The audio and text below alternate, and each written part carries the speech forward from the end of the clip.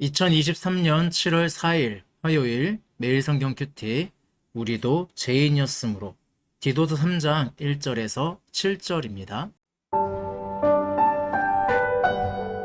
너는 그들로 하여금 통치자들과 권세 잡은 자들에게 복종하며 순종하며 모든 선한 일 행하기를 준비하게 하며 아무도 비방하지 말며 다투지 말며 관용하며 범사의 온유함을 모든 사람에게 나타낼 것을 기억하게 하라.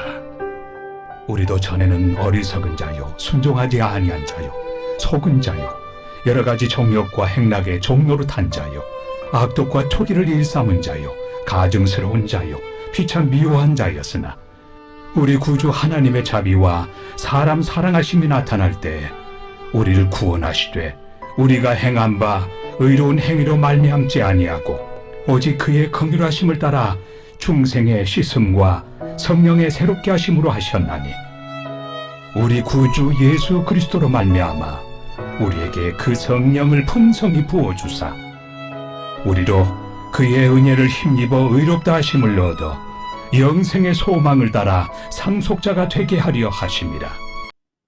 제가 솔직한 고백을 하나 드리자면 목회자라고 하는 그 현실 속에서 때로는 교회 안에서 저도 성도들에게 상처받는 순간들도 있고요. 화가 나는 순간들도 있습니다.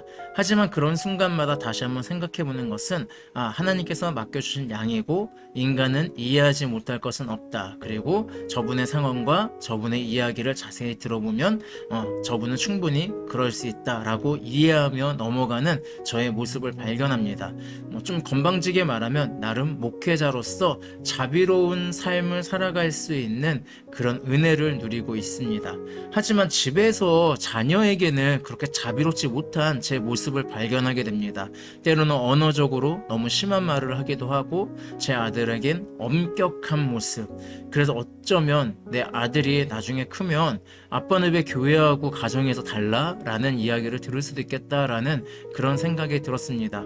그런 생각이 들다 보니 예전에 그 이야기가 생각이 나더라고요. 제가 교회 한 청년이 있었는데 교회에서 정말 언제나 아름다운 말을 사용하고 사역도 열심히 하고 또 이렇게 목사님들의 이야기에 잘 순종하고 또 어른들에게도 싹싹하게 잘 대해서 두루두루 칭찬을 받던 청년이 있었습니다.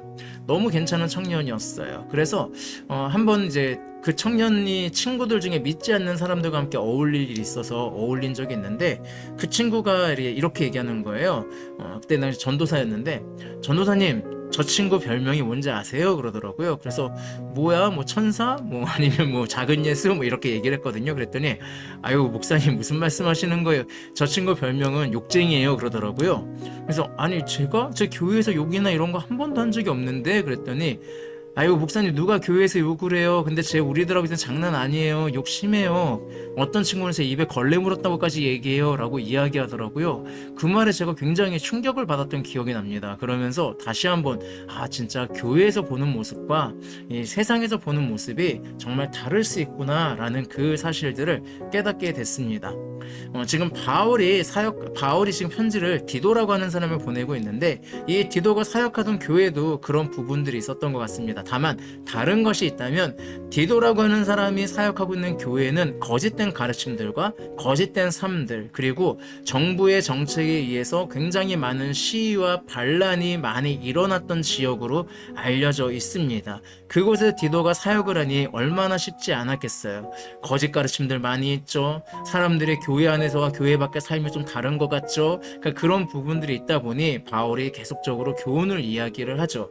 그러면서 이제 이 디도서를 여러분들이 읽고 계시는데 1장을 보면 교회에 관련된 교회에 어떻게 우리가 바른 교훈을 가르칠 것인가에 대한 부분들을 그 지침들을 조금 이렇게 주고 있습니다. 그리고 2장에서는 좀 더 가정에 가깝게 하고 있어요. 늙은 남자, 늙은 여자, 젊은 여자 이렇게 하고 있지만 그것은 각 가정에게 맞는 그런 말씀을 조금 더 주고 있습니다. 그리고 오늘 3장에서는 세상에서 어떠한 바른 교훈을 가르치고 살아가게 해야 될 것인가 이 부분을 설명해 주고 있습니다. 그러니까 바울은 디도에게 교회에서 바른 교훈을 가르치는 끝나는 것이 아니라 그 바른 교훈들이 가정으로 가정에서 세상으로 확장될 수 있게 하라라고 이야기하고 있습니다. 그런 부분들을 생각해 본다면 오늘날 우리도 마찬가지인 것 같습니다. 교회에서의 내 모습과 가정에서의 내 모습, 세상에서 내 모습이 다른 것이 아니라 하나님의 삼위일체이듯이 우리도 그 모습들이 삼위일체로서 나타나야 되지 않을까. 그래서 교회에서는 착한 사람, 가정에서는 엄격한 사람, 세상에서는 욕쟁이 이렇게 살아가는 것이 아니라 통일된 모습, 교회에서 우리가 하나님이 주신 말씀에 따라 살아가는 것이 나의 가정과 세상에도 일치되게 하는 것, 이것이 우리의 목적이 되어야 되지 않을까라는 것을 오늘 3장을 보면서 생각할 수 있게 됐습니다. 그러니까 선한 길을 언제나 택하는 것들을 권면하고 있다고 볼 수 있습니다. 특히 1절에 보시면 이렇게 이야기하죠. 너는 그들로 하여금 통치자들과 권세 잡은 자들에게 복종하며 순종하며 이 모든 선한 일을 행하기를 준비하게 하며 라고 이야기하고 있습니다. 이거를 좀 오해해서 뭐 정부가 아무리 나쁘더라도 뭐 독재 정권이더라도 심지어는 뭐 탄핵이 될 만한 사유가 있다고 할지라도 그리스도인은 무조건 순종해야 된다라는 식으로 정치적 발언을 하시는 목사님들이 있어요. 근데 이 부분은 그런 의미가 아닙니다. 어떠한 국가건 어떠한 사람이건 국가가 행하는 선한 목적과 일이 있습니다. 국민들을 보호하고 국민들의 생명과 직결된 문제가 있다면 반대할 줄 알아야 되고 또 법과 원칙에 흔들리지 않게 해야 되는 그런 또 모든 국민들을 행복할 수 있는 그 선한 목적을 가지고 있는 것들이 있습니다. 그것을 선택하라 라고 하는 것이지 권력의 악함에 굴복하라 라고 하는 것이 아닙니다. 만약에 하나님의 사역과 세상의 사역이 즉 하나님의 정의와 세상의 정의가 부딪힌다면 하나님의 정의는 때로는 가난한 자들이 행복할 수 있는 길을 선택하는데 세상은 가난한 자들을 탄압하고 있다면 거기에 맞설 수 있는 것이 그리스도인이어야 합니다. 다만 그렇게 얘기하는 국가는 없죠. 항상 국가는 뭐라고 해요? 어디가 잡든지 가난한 자들을 보호하고 행복하게 하겠다. 예, 그거에 순종하라는 의미예요. 그러면은 우리가 권력의 눈밖에 나더라도 어떻게 하지 못한다는 거예요. 그래서 바울은 선한 일을 통하여서 오히려 맞서라 라고 이야기를 하고 있는 겁니다. 그리고 2절에는 아무도 비방하지 말며 다투지 말며 관용하며 범사의 온유함을 모든 사람에게 나타낼 것을 기억하게 하라 라고 이야기하고 있습니다. 여기서 중요한 것은 기억하게 하라입니다. 기억하게 하라. 사람들을 비방하거나 사람들이 잘못을 저지를 수 있죠. 악할 수 있죠. 하지만 그것을 탓하기보다는 오히려 너의 바른 그 삶을 통하여서 사람들이 무엇이 올바른 것인지를 기억하게 하라 라고 하는 그 의미가 더 맞습니다. 오히려 구약에서 보면 하나님께서 너는 내 이야기, 내 목소리를 기억하라, 나를 기억하라 라고 하는 것처럼 그 기억하라 라고 하는 의미를 가지고 있습니다. 우리 인간은요, 자세히 보시면 자신한테는 관대하고요, 남한테는 엄격합니다.